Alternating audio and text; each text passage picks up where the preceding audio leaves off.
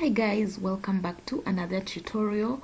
Today I'm going to show you how you can resolve this issue of layout problem in your posts on your WordPress website. So you notice that sometimes when you go to posts and you'll find that the layout is really so messy, you can't even see what is what, which is which.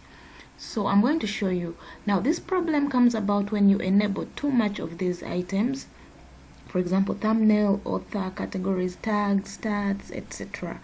So you have enabled too much of it.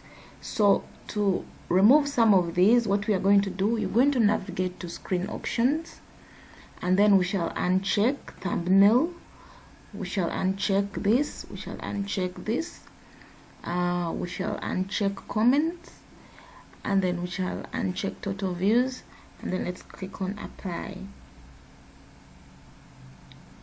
So from here you can see now it's getting back.